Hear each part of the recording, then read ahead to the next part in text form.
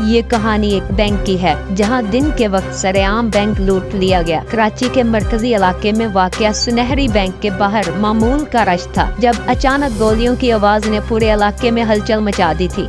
कुछ नकाबपोश मुसल्लह अफराद ने बैंक पर हमला कर दिया था। अंदर दाखिल होने के बाद उन्होंने तमाम स्टाफ को इकट्ठा करके जमीन पर लेटा दिया और तसल्ली से पैसों के साथ तमाम बैग बल लिए, लाखों रुपए लूटे और भागने से पहले कई लोगों को बेदर्दी से कत्ल कर दिया, जिनमें कुछ स्टाफ के लोग थे और कुछ सारफ थे जो मामूल में बैंक आते जाते थे। खबर जंगल की आग की तरह पूरे शहर में फैल गई। पुलिस मौका वारदात पर तब पहुंची जब तमाम मुल्ज़िमान बैंक से पैसा लूट कर फरार हो चुके थे और न्यूज रिपोर्टर भी बैंक के बाहर मौजूद थे क्योंकि वाकया बहुत बड़ा पेश आ चुका था।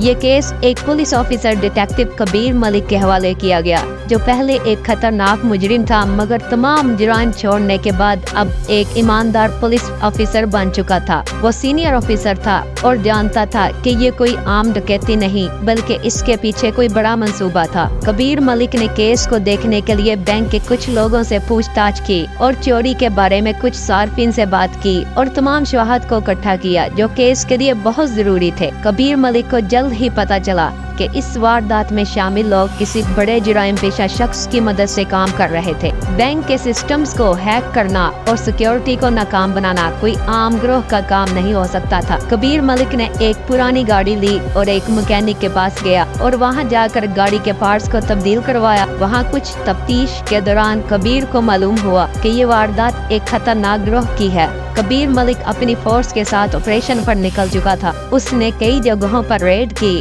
और एक नतीजे पर पहुंचा कि अगर इसे उन तमाम मुल्ज़िमान को पकड़ना है तो इसे जुर्म की दुनिया में दोबारा जाना होगा। तब उसे मालूम हुआ कि ये वारदात शाह ग्रुप के तरीकाकार से मुशाबत रखती है।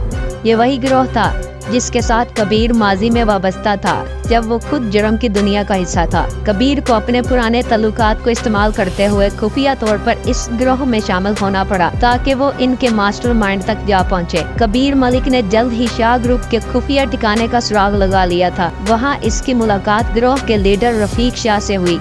रफीक शाह ने कबीर मलिक को पहचान लिया लेकिन अपनी चालाकी से ज़ाहिर नहीं किया। कबीर मलिक को मालूम था कि इसे बहुत एहतियात से कदम उठाना होगा वरना इसकी जिंदगी खतरे में पड़ सकती है। दिन गुजरते गए और कबीर मलिक काफी हद तक जान चुका था कि ये चोरी इसी ग्रुप की है। रफीक शाह से जो भी मिलता वो बेस बदल कर आता था। कबीर मलिक सब पे नजर रखता था। कुछ दिनों बाद कबीर मलिक ने रफीक शाह और एक शख्स की खुफिया गुफ्तगू सुनी जिसमें रफीक शाह और एक नामालूम शख्स अगली बड़ी वारदात की मंसूबाबंदी कर रहे थे। कबीर मलिक का दिल दहल गया जब उसने उस नामालूम शख्स की आवाज पहचानी। ये नामालूम शख्स कोई और नहीं था बल्कि कबीर मलिक का पुराना दोस्त आरिफ था जिसने कबीर मलिक को जुर्म की दुनिया से बाहर निकालने में मदद की थी। कबीर मलिक ने फौरन अपने आला अफसरान को इत्तला दी और एक मंसूबा बनाया। पुलिस ने गिरोह के ठिकाने पर छापा मारा लेकिन आरिफ और रफीक फरार होने में कामयाब हो गए थे। मगर एक दिन बाद एक सुनसान गली में कबीर का